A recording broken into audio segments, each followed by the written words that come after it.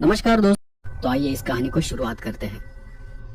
हमारे यहाँ उस जमाने में ऐसी बड़ी हवेलियों को वाड़ा कहा जाता था, जिसमें अंदर एक आंगन होता था।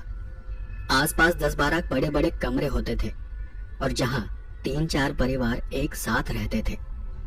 मैं काफी देर से गहरी सांस लेते हुए उस वाड़े के सामने खड़ा था। वाड़े का दरवाजा बंद था और मैं ये सोच रहा था कि क्या यहाँ कोई रहता भी है, क्योंकि वहां आसपास कुछ भी नहीं था। बाहर के सारे पेड़ सूखे पड़े थे, जमीन बंजर और घास सूखी थी, मानो सालों से वहां कोई रहता ना हो। छत पर कुछ कौवे बैठे थे और उनकी काय काय की आवाज के सिवा वहां दूसरी कोई आवाज नहीं थी। मैंने मन ही मन में सोचा कि मैं जिसे ढूंढ रहा हूँ, क्या ये वही मकान है, क्या ये वही वाड़ा है। काफी देर सूटकेस पकड़े रहने के कारण मेरा हाथ दर्द करने लगा था। मैंने अपने हाथ का सूटकेस नीचे रखा और वाड़े के दरवाजे के पास चला गया। हल्के से दरवाजे की कुंडी बजाई और लगा जैसे मेरे आसपास का वातावरण एकदम से बदल गया है। लगा जैसे सब कुछ एकदम से शांत हो गया है।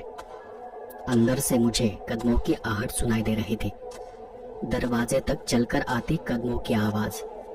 मैं काफी देर तक उस दरवाजे को देखता रहा, एकटक, और मैंने पाया जैसे उस दरवाजे ने मेरी नजर को जकड़ रखा हो। तभी मुझे कहीं से एक बच्चे की रोने की आवाज सुनाई देने लगी। वहां का वातावरण इतना रहस्यमय हो गया था कि मैं बस खड़ा था, सांस जैसे अटक सी गई थी। मुझसे एक शब्द भी बोला नहीं जा रहा था और तभी एक हाथ मेरे कंधे पर मुझे महसूस हुआ। पता नहीं क्यों पर मेरा शरीर थरथराने लगा था। मैंने देखा कि मेरे कंधे पर एक सड़ा गला जला हुआ सा हाथ था। उसके स्पर्श से मेरा शरीर कांप रहा था। मेरे कानों पर एक आवाज पड़ी, महाशय, ओ महाशय, होश में आइए। कोई मेरे कंधे को पकड़कर हिला रहा था। मैं एकदम से उस भ्रम से बाहर आ गया और आश्चर्य से अपने चारों ओर देखने लगा, जैसे किसी ने मुझे नींद से जगाया हो। अरे कब से आवाज दे रहा हूं आपको, लेकिन आप हो कि सुन ही नहीं रहे। मैंने कोई जवाब नहीं दिया। मैं अब भी उस भ्रम के बारे में सोच रहा था। चलिए, मैं आपको ही ढूंढ रहा था। सरकारी बस स्थानक तक आपको ढूंढकर वापस आया हूँ। सूटकेस को देखकर समझ गया कि आप ही वो महाशय होंगे जिन्हें ढूंढने मुझे मालिक काशी जी ने भेजा है। उसकी बातें सुनकर मैं पूरा होश में आ गया और उस तरफ देखने लगा, जो कि मुझे लगा था कि यही काशी जी का वाड़ा है। उसने मेरा सूटकेस सर पर उठाते हुए कहा, अच्छा हुआ दरवाजा नहीं खुला, वरना मुझे सिर्फ ये सूटकेस ले जाना पड़ता। आइए मेरे पीछे। वैसे आपको बता दूं, मैं काशी जी के यहाँ नौकर हूँ और मेरा नाम गोपाल है। मैं चुपचाप उनके पीछे पीछे चलने लगा, पर मैंने न जाने कितनी बार मुड़कर उस वाड़े को देखा होगा। मैं बस उसे देखते जा रहा था जब तक कि वो वाड़ा मेरी नजर से ओझल नहीं हुआ। फिर हम कुछ संकरी गलियारों से गुजरते हुए एक खुले मैदान में चले गए। वो आदमी पूरे रास्ते गांव के बारे में, वहां के लोगों के बारे में बड़बड़ा रहा था। अचानक उसके दिमाग में क्या आया पता नहीं, उसने मुझे एकदम से रोका। जी, कहीं आपने उस दरवाजे की कुंडी तो नहीं बजाई ना? मैं भी उसके अचानक आए इस सवाल से कुछ पल के लिए सोच में पड़ गया और थोड़ा हड़बड़ा कर कहा, जी मुझे याद नहीं। और सच में मुझे याद नहीं आ रहा था कि मैंने कुंडी बजाई थी या नहीं। उसने आगे चलते हुए कहा, अच्छा चलो ठीक है, शायद नहीं बजाई होगी, बजाई होती तो शायद आप मिलते भी नहीं। उसके बार बार ऐसा कहने पर मैंने पूछा, क्या बात है, तुम बार बार ऐसा क्यों बोल रहे हो कि अगर मैंने कुंडी बजाई होती तो मैं नहीं मिलता? उसने बड़े शांति से कहा, अरे साहब, आप उस वाड़े के बारे में नहीं जानते। वो वाड़ा सालों से वहीं खड़ा है। कहते हैं कि वाड़े के अंदर खजाना है, बहुत कीमती खजाना, जो किसी को नहीं पता कि कहाँ है। तुम्हें तो पता है ना, तो तुम क्यों नहीं ढूंढते? अरे साहब, ऐसा नहीं है जैसा आप सोच रहे हो। वहां जाने की कुछ शर्तें हैं और मजे की बात यह है कि वो शर्तें भी किसी को पता नहीं। मैंने फिर उससे उल्टा सवाल किया, कैसी शर्तें? अरे अभी तो मैंने कहा किसी को नहीं पता, तो मुझे कैसे पता होंगी? अरे तो उस वाड़े को तोड़ दो, जमीन में खुदाई कर देखो, इसमें इतनी बड़ी बात क्या है? एक दिन में वो खजाना मिल जाएगा। गोपाल ने मुस्कुराकर मेरे ओर देखते हुए कहा, यही तो बात है कि वो वाड़ा आज भी वही खड़ा है, जाने कितने सालों से। मैं खुद उसे बचपन से देखता आ रहा हूँ, और जहां तक मुझे पता है उसकी एक शर्त है जो सबको पता है, कि अगर वाड़े को तोड़ा गया तो खजाना नष्ट हो जाएगा, किसी को कुछ नहीं मिलेगा। खजाने को पाने की कुछ शर्तें हैं जिन्हें पूरा करने पर ही वो खजाना मिलेगा। लेकिन दुख की बात यह है कि अब कोई उन्हें ठीक से जानता नहीं, बस यहाँ वहां की बातें करते रहते हैं। इसलिए तो लोग वहां जाने से डरते हैं। कहते हैं कि कोई अगर अकेले उस वाड़े का दरवाजा खटखटाए तो वाड़ा अंदर से खुल जाता है, उसे अपने अंदर ले लेता है। उस वाड़े में आज भी वहां रहने वाले लोगों की आत्माएं रहती है जो खजाने की रक्षा करती है। मैंने भी उसे हंसकर कहा, भूतों की बातें कर लोग बस मूर्ख बनाते हैं, इसलिए तो उसे तोड़ने से डरते होंगे, लेकिन मैं नहीं डरता। कभी ना कभी तो मैं वहां जाकर देखूंगा कि वहां क्या है। और तभी एक बूढ़ा अनजान आदमी एकदम से मेरे सामने आकर खड़ा हो गया, मुझे धक्का देने लगा। नहीं डरता? नहीं डरता? जा जा तो जा ना, जा, जाएगा ना? जा जा जाना, जा जा जा। और वो मुझ पर हंसने लगा एकदम अजीब तरह से।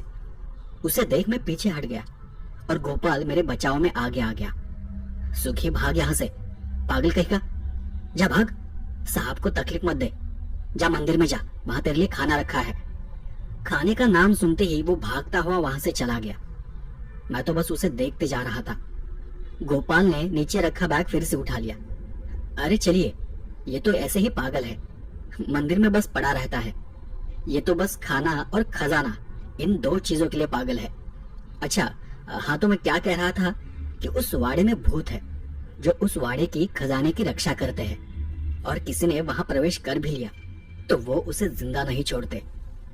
हम दोनों बातें करते करते एक मंजिला इमारत के सामने आ गए। असल में वो जगह गांव का चौराहा था जहां आसपास दुकानें थी, कपड़ों की, बर्तनों की और भी कई सारी। और वहीं ऊपर की मंजिल पर बैंक का दफ्तर था।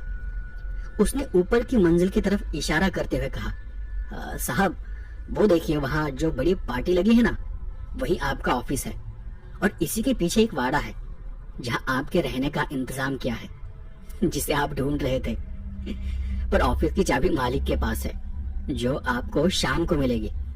अब मैं आपको वाड़े पर छोड़ देता हूँ, आप जाकर आराम कीजिए, मैं फिर शाम को आपको बुलाने आ जाऊंगा। गोपाल ने मुझे पीछे वाड़े पर छोड़ दिया। सफर के कारण मैं थका हुआ था और इसलिए हाथ मुंह धोकर मैं सीधे आराम करने चला गया। शाम को वक्त क्या हुआ था पता नहीं, बस दरवाजा बजा और मेरी नींद खुल गई। गोपाल दरवाजे में खड़ा था। मालिक ने आपको खाने पर बुलाया है। मैं तैयार होकर गोपाल के साथ चल दिया। काशी जी की हवेली काफी बड़ी थी। वो गांव के कुछ अमीर लोगों में से एक थे। उन्होंने मेरा स्वागत किया और थोड़ी बातें कर हम खाना खाने बैठ गए। खाना खाते समय अचानक मेरे मुंह से वो बात निकल गई, काशी जी, वो गांव के रास्ते में जो वाड़ा है वो किसका है? काशी जी ने नजर उठाते हुए घूर कर ही मुझे देखा, लेकिन मेरी बात का कोई जवाब नहीं दिया। नौकर भी थोड़ा हड़बड़ा गया और अंदर कमरे में चला गया, पर मैंने शांति से अपना खाना जारी रखा। एक गहरी सांस लेते हुए उन्होंने कहा, हमारा ही है, हमारे पूर्वज वहां रहा करते थे। पर अगर आप खजाने के बारे में पूछना चाहते हो तो एक बात आप ठीक से समझ ले कि वहां कोई खजाना वजाना नहीं है।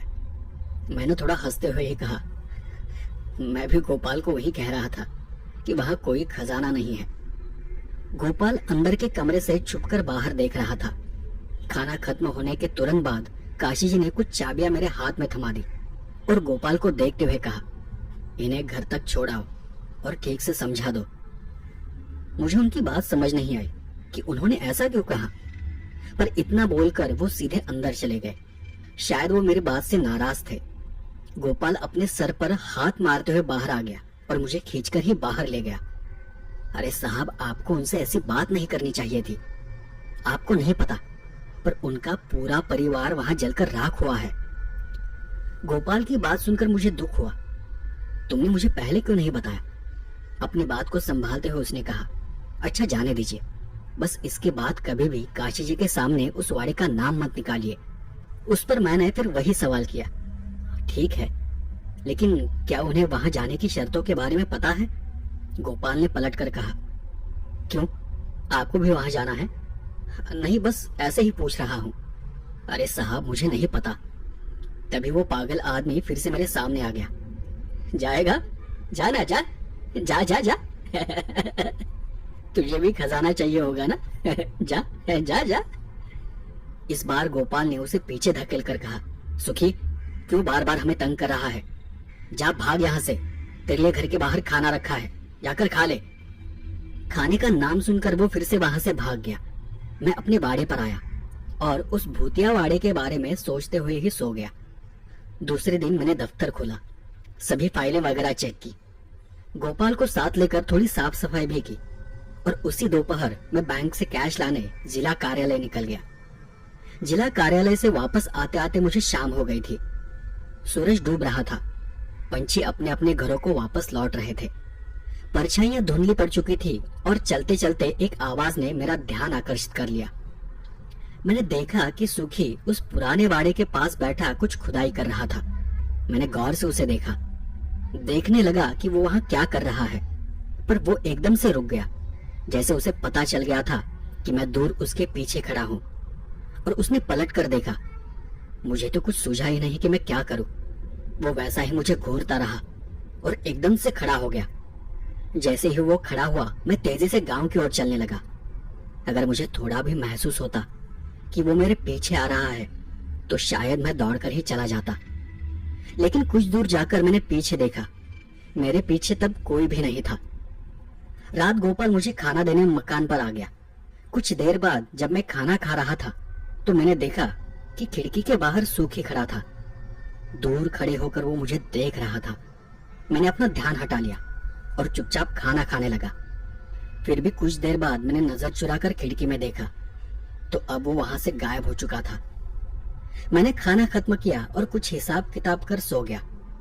उस रात मुझे शरीर पर कुछ रेंगता हुआ महसूस हुआ, जैसे कोई बच्चा मेरे आसपास खेल रहा हो। मैं एकदम से नींद से जाग गया। अपनी आंखें खोली और देखा तो मैं कहीं एक घने अंधेरे में खड़ा था। आसपास ठंडी हवाएं बह रही थी। मैं अंधेरे में यहाँ वहां टटोलने लगा कि मैं कहाँ हूँ। तभी मेरा हाथ एक लकड़ी के दरवाजे पर पड़ा। हाँ, वो वही दरवाजा था, एक बड़ा सा दरवाजा। मेरा हाथ पड़ते ही वो दरवाजा एक भयानक करकराती आवाज करते हुए खुल गया। एकदम से वहां सब कुछ प्रकाशमान हो गया, जैसे आसपास हजारों दिए जल रहे हो। शायद ये वही पुराना वाड़ा था, वही भूतिया वाड़ा जिसके बारे में लोग बातें करते थे। अंदर कहीं से मुझे रोने की आवाज आने लगी और उसी पल मुझे अपने पीछे कुछ महसूस हुआ। लगा जैसे मेरे पीछे कोई खड़ा है। मैं उसकी सांसों को महसूस कर पा रहा था। पता नहीं मेरे पीछे क्या था। मैं मुड़कर देखने ही वाला था कि एक अजीब आवाज मेरे कानों पर पड़ी। पीछे मत देखो, मुझे देखोगे तो मर जाओगे। तुमने एक शर्त पूरी की है, अब बस दूसरी शर्त को पूरा करो, फिर सारा खजाना तुम्हारा हो जाएगा। उस आवाज से मेरा शरीर थर-थर कांपने लगा। बहुत ही भयानक आवाज थी वो। मेरे शरीर के साथ साथ मेरे होंठ भी कांप रहे थे। शरीर ठंडा पड़ गया और मैंने थरथराती हुई आवाज में ही पूछा, कौन सी शर्त? अपने पीछे से मैंने एक लंबी गहरी सांस की आवाज सुनी और मुझे मेरे कंधे पर एक हाथ महसूस हुआ। मैंने अपने कंधे की ओर देखा। एक सड़ा गला सा हाथ मेरे कंधे पर था। नाखून लंबे और काले पड़े हुए थे। ऐसा लग रहा था कि वो हाथ जलकर पिघल गया हो। उस सड़े हाथ को देख घबरा कर ही मैंने वो हाथ हटाया और मैं एकदम से नींद से जाग गया। बाप रे, इतना भयानक सपना। मैंने हाथ से ही अपना पसीना पोंछ लिया, अपने आप को समझाया और शांत किया। सिगरेट निकालकर मैं खिड़की के पास जाकर खड़ा हो गया और सिगरेट पीते हुए ही मैंने देखा कि बाहर कोई खड़ा था, मुझे ही घूर रहा था। मैंने उसे गौर से देखा तो वो सुखी था। ये पागल न जाने मेरे पीछे क्यों पड़ा है। मैंने गुस्से में आधी अधूरी सिगरेट वहीं फेंक दी और खिड़की बंद कर फिर से सोने चला गया। अगले कुछ दिनों तक मैं ऑफिस के काम में व्यस्त रहा, इतना कि खाने पीने का होश ही नहीं था। मैं दिन रात काम में लगा था और ऐसे ही एक रात में अपना काम कर रहा था। कि रात के 10 बजे के करीब गोपाल मेरे घर आ गया और आते ही वो बड़बड़ाने लगा, साहब माफ करना, आज थोड़ी देर हो गई, आप बस जल्दी से खाना खा लीजिए, मैं वापस सुबह आता हूँ। गोपाल ने खाना टेबल पर रखा और वहां से जाने लगा। मेरा सारा ध्यान तब काम में ही था, पर पता नहीं अचानक क्या बात मेरे मन में आ गई। गोपाल, एक बात पूछनी थी। गोपाल अपनी चप्पलें चढ़ाकर जा ही रहा था कि मेरी आवाज सुनकर वो रुक गया। उसने दरवाजे से अंदर झांकते हुए पूछा, जी कहिए। ये सुखी कई दिनों से नजर नहीं आया मुझे। जी ये तो उसकी आदत है, ऐसे दिनों दिनों तक गायब हो जाता है और अपने आप ही वापस आ भी जाता है। ज्यादा भूख लगेगी तो आ जाएगा। लेकिन आप उसके बारे में क्यों पूछ रहे हो? नहीं, कुछ खास नहीं, यही मैंने उसे 2-3 बार खिड़की के बाहर खड़ा देखा था, पता नहीं क्या कर रहा था। मेरी ये बात सुनकर गोपाल थोड़ा अंदर आ गया। आप उसकी बातों पर ध्यान मत दीजिए, पागल है, पागलों जैसी बातें करता है। पिछले जो साहब थे ना, उनके साथ भी ऐसा ही कुछ किया था उसने। बार बार बस खजाने के बारे में बात करता था। मैंने उन्हें समझाया भी था कि वो पागल है, उसकी बातों पर भरोसा मत कीजिए। लेकिन एक दिन क्या हुआ पता नहीं, पर एक रात पूरे गांव में हल्ला हो गया। उस रात वो साहब रात भर चिल्लाते हुए पूरे गांव में पागलों की तरह भागते रहे। कुछ भी पूछो तो बताने की हालत में ही नहीं थे, बस बड़बड़ाते थे कि मैंने उन्हें देखा है, मैंने उन्हें देखा है। अब उन्होंने किसे देखा था वो बस वही जानते थे। किसी को कुछ पता नहीं चला कि उनके साथ क्या हुआ था। और उसी रात हमारे मालिक ने उन्हें गाड़ी में बिठाकर उनके घर भेज दिया। उसके बाद पता नहीं उनके साथ क्या हुआ, पर बाद में लोगों से मैंने सुना कि सुखी की बातों में आकर एक रात वो साहब भी वाड़े पर चले गए थे। गोपाल ने फिर वहीं से हाथ जोड़कर प्रणाम किया। अच्छा, राम राम, अब मैं चलता हूँ, घर में और भी काम बाकी है। और इतना बोलकर गोपाल वहां से चला गया। मेरे लिए वो सब कुछ अजीब था। मैंने फिर से उन बातों से ध्यान हटाया और काम में लग गया। अपना काम करते करते मैं वही टेबल पर सिर रख कर सो गया, वही खिड़की के पास। बाहर से आ रही ठंडी हवाओं के कारण तुरंत मेरी झपकी लग गई। फिर एक आवाज से एकदम से मेरी झपकी टूटी। मैं थकावट के कारण अपनी आंखें खोल नहीं पा रहा था। मैंने फिर वही आवाज सुनी। काफी देर बाद मैंने आंखें खोली। किसी तरह से अपने चेहरे पर आई लार को पोंछा और आंखों को झपकते हुए बाहर देखने की कोशिश की। सुखी खिड़की के पास खड़ा था, खिड़की की सलाखों को पकड़कर। उसे अचानक सामने देख मैं थोड़ा पीछे हट गया और मैंने हड़बड़ाकर ही कहा, क्या चाहते हो तुम? हाँ? उसने और खिड़की के पास आते हुए कहा, आप जाओगे खजाना ढूंढने? मुझे उसकी शर्तें पता है, सारी शर्तें पता है, बोलो जाओगे आप? मैंने उससे अपनी नजर हटाते हुए कहा, नहीं नहीं, तुम चले जाओ यहाँ से, मुझे खजाने में कोई इंटरेस्ट नहीं है, अमीर बनने का कोई शौक नहीं है।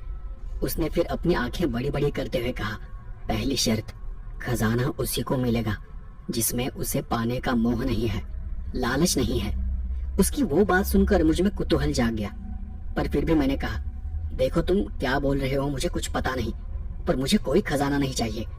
मेरी बात को सुनकर उसकी आंखों में आंसू आ गए। सुखी को लोग पागल समझते थे, पर आज मुझे वो पागल नहीं लग रहा था। आज मैंने सुखी का एक अलग ही रूप देखा था। उसने सलाखें छोड़ दी और धीरे से पीछे हट गया। तब मैंने उसे आवाज दी, तुम क्यों नहीं जाते वहां? उसने नीचे देखते हुए मेरी बात का जवाब दिया, नहीं जा सकता, मजबूरी है। वो मुझे जानते हैं, लेकिन मैं आपको वो सब नहीं बता सकता, ये भी शर्त का हिस्सा है। उसने बात को टाल दिया, इसलिए मैंने उससे दूसरा सवाल किया, अच्छा खजाना मिल गया तो तुम्हें क्या मिलेगा? उसने कुछ देर शांत खड़े रहकर शांत स्वर में कहा, मुक्ति मिलेगी इस पागलपन से, इस गांव से, अपने अतीत से, अपने कर्मों से। उसका जवाब सुन मैं सोच में पड़ गया। कैसा पागलपन? कौन से कर्मों की बात कर रहे हो? मैं अभी आपको कुछ नहीं बता सकता। आप अगर मेरे साथ आने को तैयार हो तो ही मैं कुछ बता पाऊंगा। और इतना बोलकर वो वहां से कुछ कदम आगे बढ़ा, पर वो वहां से चला न जाए इसलिए मैंने बात को जारी रखा। सुखी फिर से खिड़की के पास आ गया। सबसे पहली बात, अगर आप आने को तैयार है तो मेरी इस बात को ध्यान से सुने। जब आप वहां जाओगे तो आपके पास सिर्फ एक मौका होगा वहां से वापस आने का। एक बार आपने वाड़े के अंदर कदम रख दिया तो फिर आप वापस बाहर नहीं आ सकते। जब तक कि आप खजाना ढूंढ नहीं लेते। और अगर आप बाहर आ भी गए तो वहां जो भी है वो आपके पीछे पड़ जाएंगे। तब मैंने हंसकर ही उसे बोला, अच्छा, मतलब वहां जो भी जाएगा उसका मरना तय है। सूखी ने उसी शांति से कहा, नहीं, आपने अगर कोई गलती नहीं की, सभी शर्तों का सही से पालन किया तो आपको कुछ नहीं होगा। अच्छा, मान लेता हूं मैं, लेकिन बाकी शर्तें क्या है? वो मैं आपको तभी बताऊंगा जब हम वाड़े के बाहर दरवाजे के पास खड़े होंगे। उसकी वो सारी बातें मुझे उलझन में डाल रही थी। मैंने उसकी बात को टालते हुए कहा, ठीक है, मैं सोचता हूँ, मेरा मतलब मैं देखता हूँ कि मैं क्या कर सकता हूँ। तुम जाओ, अब मुझे आराम करना है। वो नम आंखों से वहीं खड़ा होकर मुझे बस देखता रहा और उसने आगे कहा, आप नहीं जानते, पर जाने अनजाने में आपने पहली शर्त को पूरा कर दिया है। मैं हैरान रह गया। कौन सी शर्त? आप जब यहाँ आए थे तो आते ही आप उस वाड़े पर गए थे। आपने वाड़े का दरवाजा खटखटाया था एक बार। यही वहां जाने की पहली शर्त है। इतना बोलकर सुखी एकदम से वहां से चला गया। अंधेरे में कहीं गायब सा हो गया। मैं खिड़की के बाहर अंधेरे में आंखें गड़ाए बस बैठा रहा। फिर एकदम से आंखों में भारीपन महसूस होने लगा और मैंने अपनी आंखें बंद कर ली। सुखी मेरे मन में बस सवाल छोड़कर चला गया था और उन्हीं के बारे में सोचते हुए मेरी आंख लग गई। उस रात भर मुझे किसी के रोने की आवाज आती रही। मैं जब भी आंखें खोलकर देखता, एकदम से आवाज थम जाती। सूखी के जाने के बाद से मुझे और भी अजीब महसूस होने लगा था। दूसरे दिन मैं देर से उठा और देर से ही दफ्तर चला गया। नींद पूरी न होने के कारण मैं बार बार झपकियां ले रहा था। अगले 4-5 दिनों तक मेरा यही हाल रहा। रात भर कोई रोने की आवाज सुनाई देती। उठकर देखता तो आसपास कोई नहीं होता था। क्या करूं समझ नहीं आ रहा था। लग रहा था जैसे धीरे धीरे मैं भी पागल होते जा रहा हूं। मैंने इसी बीच सुखी को कई बार कई जगहों पर बस खड़ा देखा। शायद वो मेरे जवाब का इंतजार कर रहा था। और एक रात फिर वही हुआ। मैं गहरी नींद की हालत में था और मुझे अपने शरीर पर कुछ रेंगता सा महसूस हुआ। शरीर पर कुछ भारी सा लगने लगा। मुझे हर रात ये एहसास होता था और इस कारण से मेरी नींद भी काफी कच्ची हो गई थी। मैंने एकदम से अपनी आंखें खोली तो मेरे शरीर पर एक बच्चा रेंग रहा था और रेंगते हुए वो एकदम से मुझे घूरने लगा। एकाएक उसके रोने की आवाज वहां गूंजने लगी। मैं झटपटाकर वहां से हट गया, नीचे गिर पड़ा। बिस्तर पर देखा तो वहां कुछ भी नहीं था। ये बच्चे का क्या चक्कर है? मुझे कुछ भी समझ नहीं आ रहा था। मैंने अपने आसपास कई बार एक बच्चे को महसूस किया था और रोज मुझे उस बच्चे की रोने की आवाज सुनाई दे रही थी। आज फिर वही बच्चा मुझे दिखाई दिया था। मैं वहां से उठ खड़ा हुआ तो पीछे से मुझे वही आवाज आई, शुक शुक, शुक शुक। मैंने पलटकर खिड़की की ओर देखा और मुझे बहुत गुस्सा आ गया। मेरे साथ ये सब क्या हो रहा है? तुमने मेरे साथ क्या किया है? मुझे बहुत दिनों से नींद नहीं आ रही। नींद आती है तो आवाजें सुनाई देती है। मैं पागल हो जाऊंगा सुखी। तुम्हें समझ नहीं आता कि मुझे खजाना नहीं चाहिए। मुझे बस शांति से जीने दो। मैं सुखी पर चिल्लाए जा रहा था। वो चुपचाप वहां से चला गया। लेकिन उसके जाने के बाद उस रात पहली बार मुझे शांति से नींद आई। शायद गुस्सा करने के कारण सब कुछ अपने आप शांत हो गया था। उस दिन के बाद मुझे कोई बुरा एहसास नहीं हुआ। अब सब कुछ रुक गया था अचानक से। मैं अगले दिन सुबह अपने गांव चला गया। सोचा कि घर वालों के साथ कुछ दिन बिताऊंगा तो मन शांत हो जाएगा। गांव से वापस आने के बाद मैं फिर से फ्रेश माइंड से काम में लग गया। अगले 2-4 दिन इतना काम रहा कि मेरा सारा ध्यान, मेरा सारा समय काम में ही व्यस्त रहा। सारे रिकॉर्ड ढूंढने में और उन्हें ठीक करने में मेरा सारा वक्त जा रहा था। उसके 4-5 दिन बाद मुझे महसूस हुआ कि इतने दिनों में सुखी मुझे कहीं दिखाई ही नहीं दिया, या शायद मैं ही काम में व्यस्त था। एक दिन सुबह गोपाल खाना लेकर मेरे घर आ गया तो मैंने उसे बैठने के लिए कहा। अरे गोपाल, सुखी दिखाई नहीं दिया मुझे, काफी दिन हो गए हैं। सुखी का नाम सुनते ही गोपाल के चेहरे का रंग उड़ गया और उसने गंभीर स्वर में कहा, ये बात तो मैं आपको बताना ही भूल गया। क्या आपको पता नहीं, कि सुखी की मौत हो गई है। शायद आप यहाँ से अपने गांव गए थे उसके 2 या 3 दिन बाद। गोपाल की बात सुनकर मेरे तो होश ही उड़ गए। क्या? कैसे हुआ ये? पता नहीं, लेकिन उसकी लाश वाड़े के बाहर पड़ी हुई थी। काशी जी ने ही उसका अंतिम संस्कार कराया है। सुखी के बारे में सुनकर मुझे दुख हुआ। तभी गोपाल ने आगे कहा, पर एक दिन एक अजीब बात हुई थी।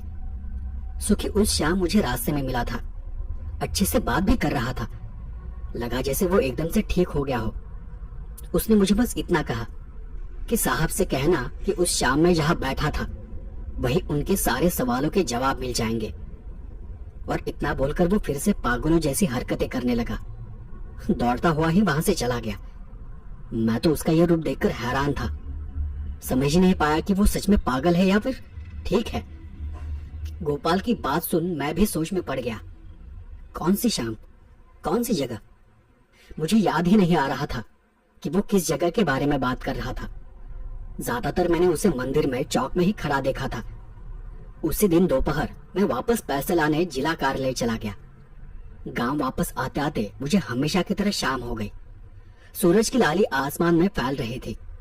पंछी चहचहा रहे थे और चहचहाते हुए अपने अपने घरों को लौट रहे थे। शाम का बहुत ही शांत और सुंदर वातावरण था और एकदम से मेरा ध्यान रास्ते से दूर खड़े उस वाड़ी की ओर चला गया। वहां देख एकदम से सुखी का चेहरा मेरे नजरों के सामने आ गया। मुझे याद आ गया कि एक शाम सुखी यही सीढ़ियों के पास बैठा था। सीढ़ियों के पास कुछ खुदाई कर रहा था। कहीं उसने वहां कुछ छुपाया तो नहीं? मैं वहीं पर रुककर इस बारे में सोचने लगा।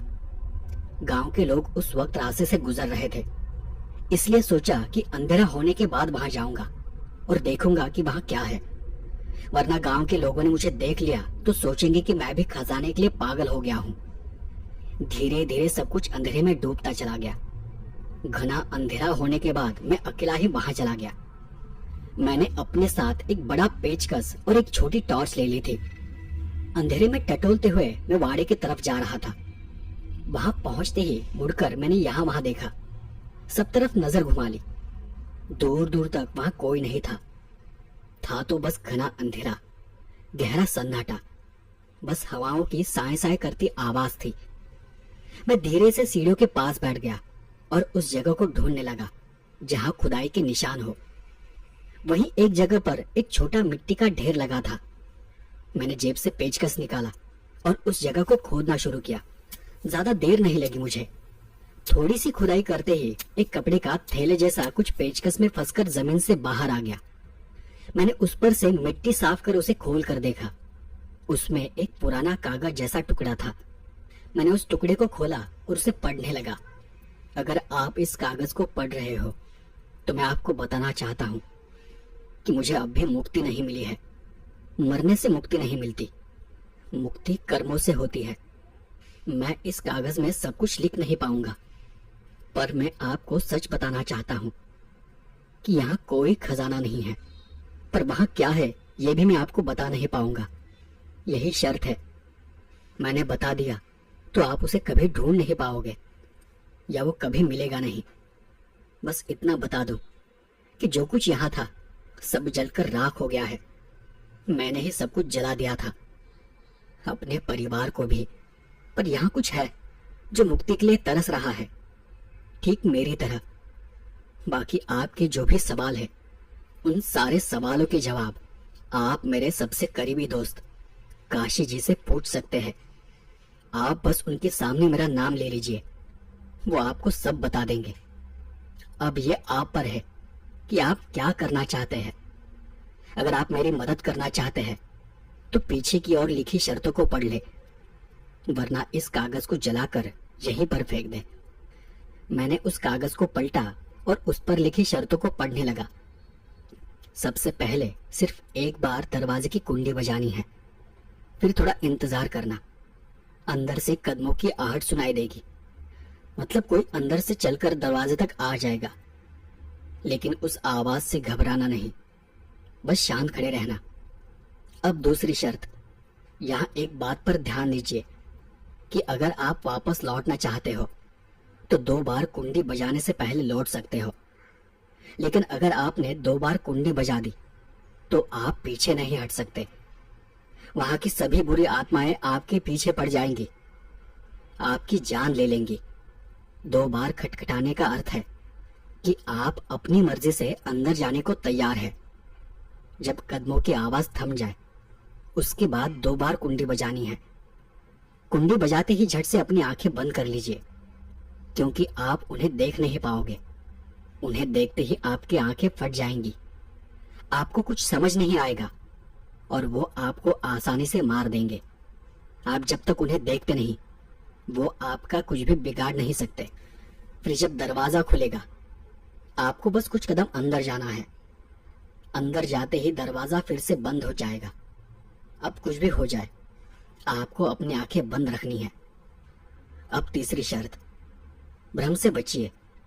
कोई आवाज दे, कोई बात करे, कोई पहचानी आवाज सुनाई दे तो भी जवाब मत दीजिए।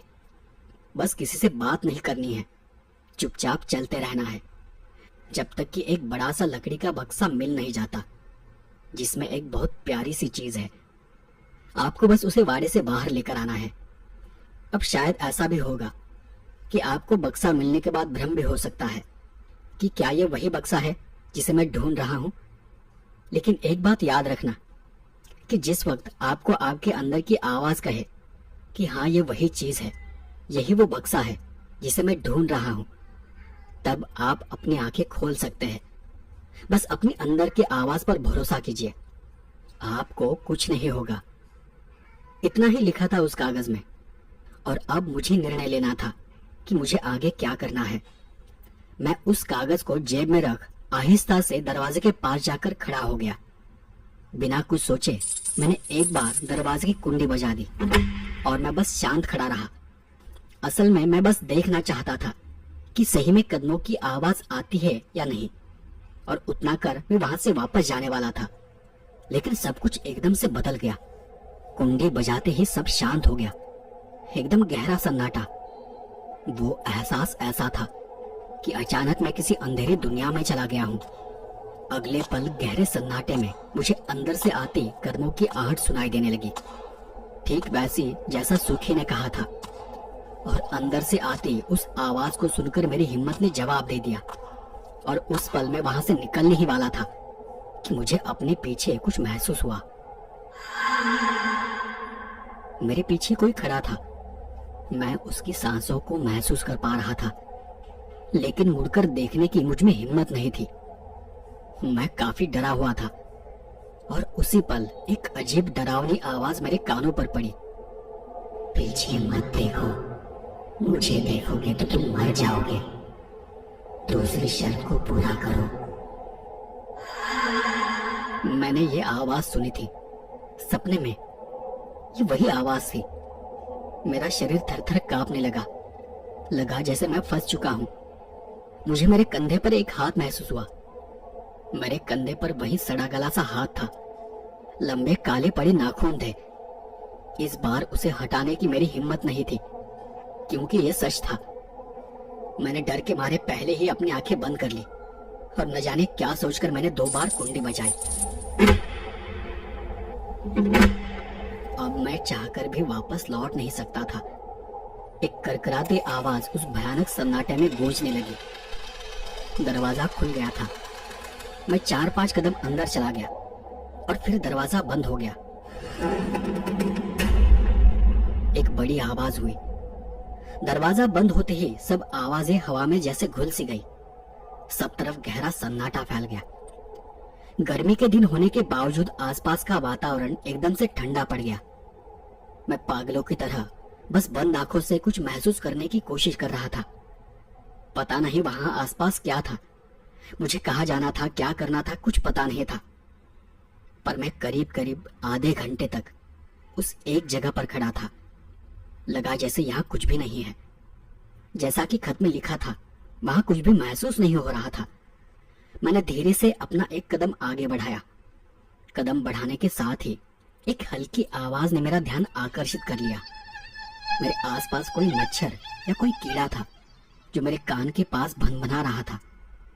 मैं बंद आंखों से उसे हाथ से ही झटकने लगा और अचानक से फिर सब शांत हो गया और उस पल एक हल्की हंसने की आवाज मुझे सुनाई दी और हल्के हल्के ही वो उस गहरे सन्नाटे में घुलती चली गई।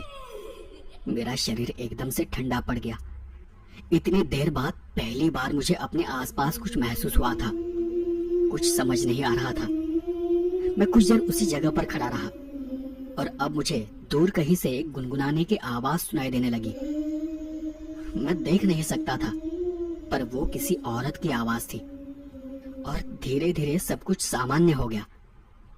हे भगवान, ये मैं कहां फंस गया हूं? अरे साहब, आप यहाँ क्या कर रहे हैं? चलिए, काशी जी ने आपको बुलाया है। मैं कब से आपको ही ढूंढ रहा था।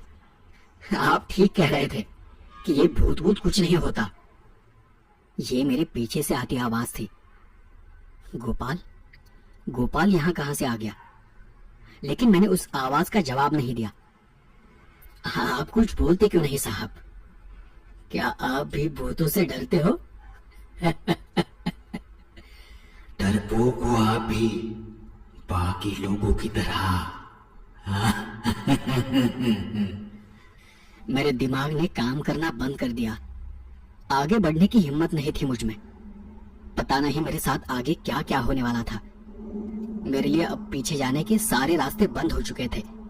बचने का बस एक ही रास्ता था कि बक्से को ढूंढो और वहां जो भी चीज है उसे लेकर बाहर चले जाओ।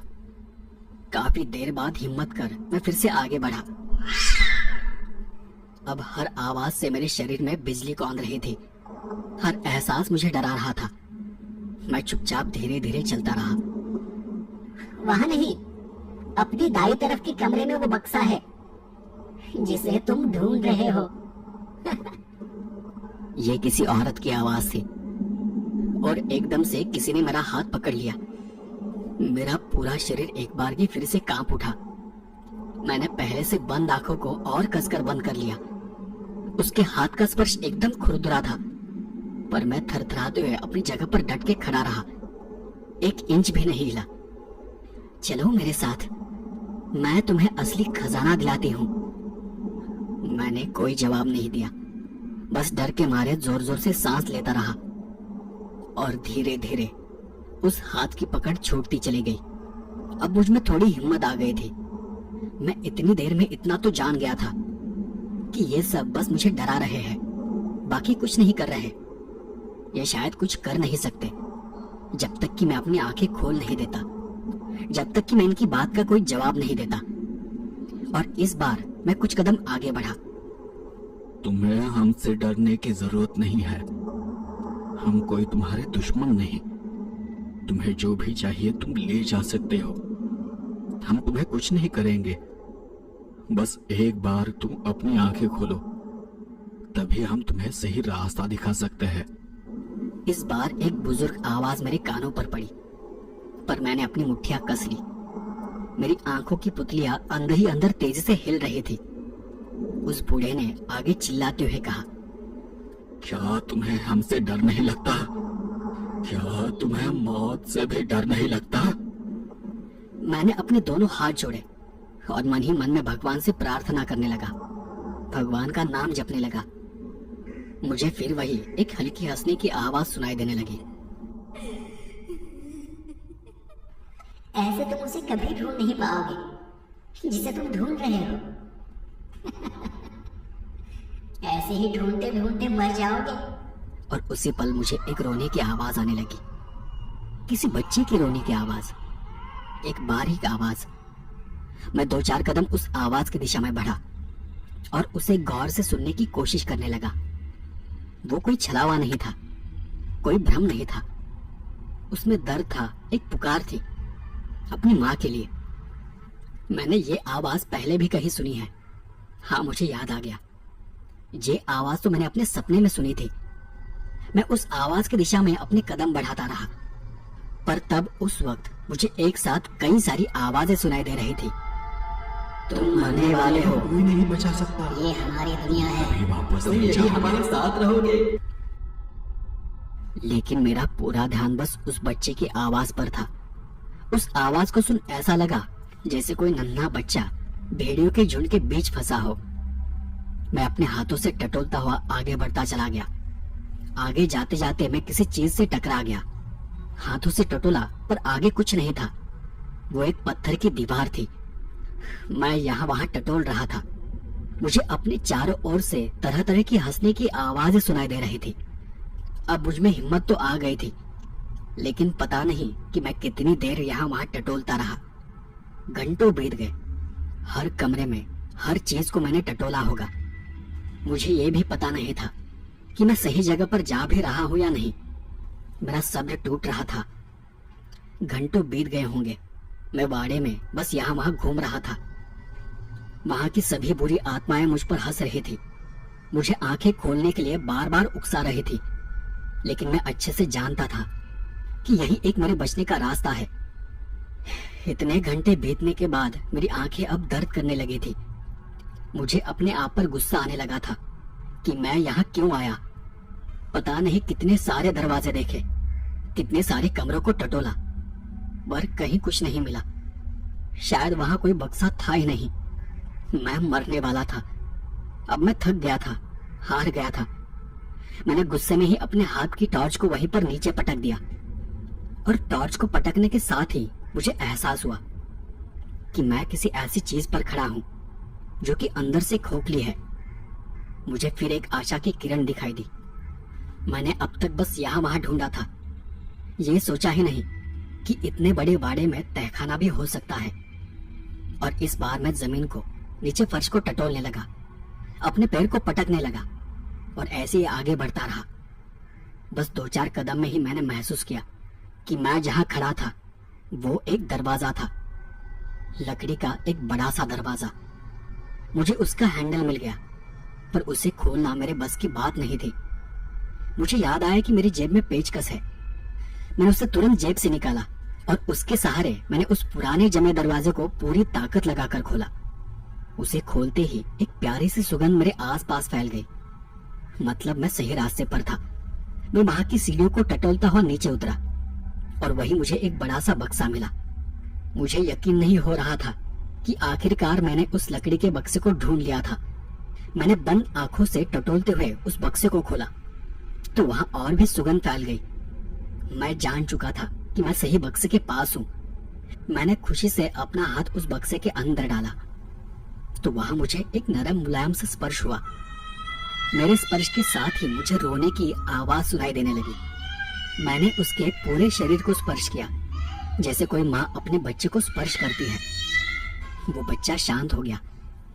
ये ठीक वही एहसास था जैसा सुखी ने बताया था। मेरे अंदर की ममता की आवाज मुझे बता रही थी कि यही वो चीज है जिसे मैं ढूंढ रहा हूँ। मैंने उसे अपने हाथों में उठा लिया, उसे गले से लगाया और पूरे शरीर में एक प्यार भरा ठंडा एहसास हुआ। और उस वक्त मैंने बिना डरे अपनी आंखें खोल कर देखा। सच में मेरे हाथों में एक प्यारा सा नन्हा सा बच्चा था। पता नहीं क्यों, पर उसे देख मेरी आंखों में आंसू आ गए। क्या सुखी इतने सालों से इसे ढूंढ रहा था? क्या यही उसका खजाना था? मैं वहां से उठकर तेजी से पीछे चलने लगा। अब मुझे जल्द से जल्द वापस जाना था। मैंने अपनी आंखें उसी बच्चे पर गड़ा कर रखी और मैं सीढ़ियां चढ़ते हुए उस बड़े दरवाजे की ओर बढ़ता गया। अब तुम मरने वाले हो, तुम मरने वाले हो। हम तुम्हें नहीं छोड़ेंगे, तुम्हें मार देंगे। मुझे अपने चारों ओर से डरावनी आवाजें आ रही थी, वही भयानक हंसी सुनाई दे रही थी। लेकिन मैंने सभी आवाजों को नजरअंदाज किया और बस सीधे चलता रहा। इस बार मुझे उनकी चीखें सुनाई दे रही थी। वो सब मेरे आसपास थे, मेरे आसपास ऊपर मंडरा रहे थे। आखिरकार मुझे दरवाजा खुलने की आवाज आई और मैं तेजी से बाहर चला गया। बाहर जाते ही सभी आवाजें अचानक से बंद हो गई। सब फिर से शांत हो गया। बस एक बारीक सी आवाज मेरे कानों में काफी देर तक गूंजती रही, फिर धीरे धीरे वो भी कम होती गई। मैंने सामने देखा। मेरे सामने एक औरत खड़ी थी। सड़ा गला चेहरा, सड़े गले हाथ, लंबे नाखून, लेकिन उसे देख मुझे जरा भी डर नहीं लगा। बच्चे को देख उसकी आंखों में आंसू भर आए थे। उसने अपने दोनों हाथ आगे बढ़ाए। मैंने बच्चे को उसके हाथ में दे दिया। बच्चे को गले लगाकर वो मुसमुसाकर रोने लगी और देखते ही देखते उसका हाथ, उसका शरीर सब कुछ बदलने लगा। वो एक सुंदर औरत में बदल गई। मैंने देखा कि वही थोड़ी दूर सुखी खड़ा था, जिसके चेहरे पर खुशी की मुस्कान थी। उसने मुझे देख दूर से ही अपने दोनों हाथ जोड़े और मुझे धन्यवाद दिया। पर वो सब कुछ देख मेरा दिल भर आया था। सवेरे के उगते सूरज की किरणों के प्रकाश में सुखी, वो औरत और उस नन्हे बच्चे की, उन सभी की परछाइयां घुलती चली गई, किसी चमकते सोने की तरह। और एक तेज रोशनी मेरे आसपास फैल गई, हर तरफ। मैं कुछ भी देख नहीं सका। मैं शांत मन के साथ वही सीढ़ियों पर बैठा रहा। मेरा सारा शरीर कोयले सा काला पड़ चुका था। काफी देर बाद मैं काशी जी के वाड़े पर चला गया, उसी हालत में। उनका दरवाजा खुला ही था। वो अपने कमरे में आराम कुर्सी में बैठे थे। उनका ध्यान मेरी ओर नहीं था, लेकिन शायद वो समझ गए थे कि मैं दरवाजे के पास खड़ा हूं। उन्होंने मेरा आना महसूस कर लिया था और मुझे बिना देखे ही उन्होंने कहा, अंदर आइए। मैं उनके करीब एक दूसरी कुर्सी पर बैठ गया। उन्होंने एक बारगी अपनी आंखें बंद की और एक गहरी सांस लेते हुए कहा, सालों बीत चुके हैं इस बात को। मैंने कभी किसी को नहीं बताया और मेरे सिवा किसी को पता भी नहीं कि वहां क्या हुआ था। ये उन दिनों की बात है जब सुखी मेरा बहुत अच्छा दोस्त था। गरीब था लेकिन ईमानदार था। हम दिन दिन भर साथ रहते थे, घूमते थे, फिरते थे, मौज करते थे।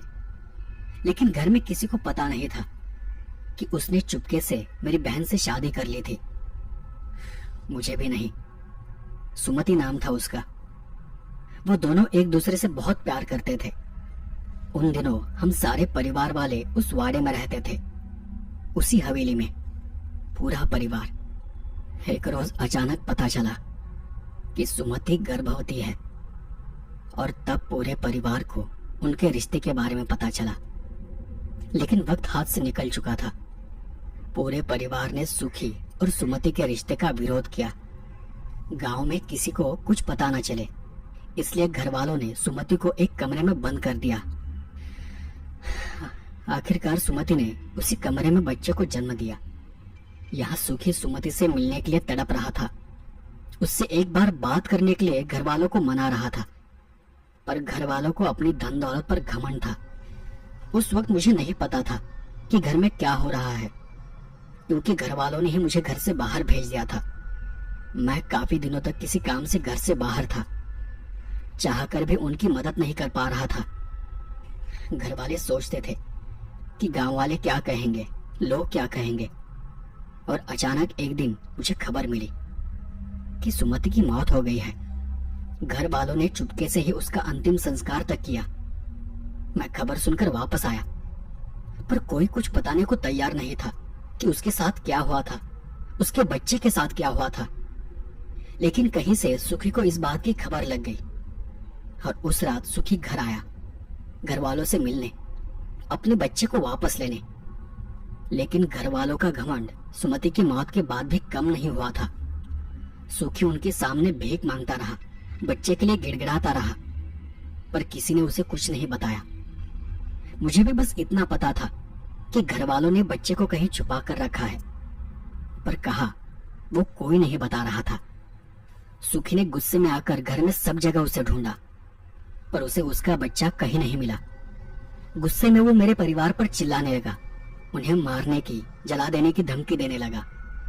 तब घर वालों ने उसका मजाक उड़ाया और उसे कहा कि सुमति के साथ साथ ही उन्होंने उस नाजायज रिश्ते का, उस बच्चे का भी अंतिम संस्कार कर दिया है। ये सुनकर सुखी गुस्से से लाल हो गया। वो गुस्से में ही वहां से चला गया। उस रात उसने मुझे खबर भेजी और गांव के बाहर मिलने बुलाया। मैं भी चुपके से उससे मिलने चला गया। सोचा कि उसे समझा दूंगा, उसे मना लूंगा, उसका गुस्सा शांत कर दूंगा। मैं उसे बताना चाहता था कि उसका बच्चा जिंदा है और कहा है वो हम ढूंढ लेंगे। और मैं गांव के बाहर उसका इंतजार करता रहा। बाहर रात उसने वाड़े को बाहर से बंद कर पूरे वाड़े को आग के हवाले कर दिया। वाड़ा जल रहा था, राख हो रहा था। वो मेरा दोस्त था, सिर्फ इसलिए उसने मुझे घर से बाहर रखा। मुझे बचाने के लिए। और जब वो मुझे मिला तब मैंने उसे बताया कि बच्चा हवेली में ही है, जिंदा है, उसे कहीं छुपा कर रखा है किसी बक्से में, जो कि मुझे आज ही पता चला है। लेकिन हम वापस पहुंचते तब तक सब कुछ जलकर राख हो चुका था। उस रात वो दर्द से रोता रहा, चीखता रहा। उसने जाने अनजाने में ही अपने खुद के बच्चे को वाड़े के साथ ही जला दिया था। इस बात से वो पागल हो गया। उस दिन के बाद हम फिर कभी नहीं मिले भी तो कभी बात नहीं की। मैं उसके दुख को समझता था, लेकिन अब मेरा दुख उससे बड़ा था। मैंने अपने पूरे परिवार को खो दिया था। बस एक बार उसने मुझे बताया था कि सुमति की आत्मा उसे दिखाई देती है। वो वाड़े के अंदर जाने के लिए तड़प रही है, अपने बच्चे से मिलने के लिए तड़प रही है। पर वो लोग आज भी वही है, उन सब की आत्माएं वही हैं, और वो उसे और मुझे अंदर जाने नहीं देती। गांव के लोग भी वहां के बुरे अनुभव के बारे में जानते थे, और कोई भी वहां जाने को तैयार नहीं होता था। मैंने भी उसकी मदद करने से इनकार कर दिया। इसलिए फिर सुखी ने जानबूझकर ये अफवाह फैलाई कि उस वाड़े में खजाना है, ताकि किसी की मदद से वो अपने बच्चे की आत्मा को उनके चंगुल से छुड़ा सके। और शायद आज वो हो गया। मैंने कभी सुखी से कहा नहीं, लेकिन मुझे भी सुमति की आत्मा दिखाई देती है हर रोज। आज पहली बार मुझे वो दिखाई नहीं दी, और तब जाकर मुझे एहसास हुआ कि शायद उसकी आत्मा को मुक्ति मिल गई है। और तुम्हें देख मुझे पूरा यकीन हो गया। इतना बोलकर वो चुप हो गए। खिड़की से बाहर दूर शून्य में ताकते बैठे रहे। काशी जी की सारी बातें सुनने के बाद मैंने उनसे एक शब्द भी नहीं कहा, और मैं चुपचाप वहां से उठकर चला गया। आज बहुत दिनों बाद मैं शांति से अपनी नींद पूरी करने वाला था। तो दोस्तों, आपको ये कहानी कैसी लगी मुझे कमेंट कर जरूर बताएं।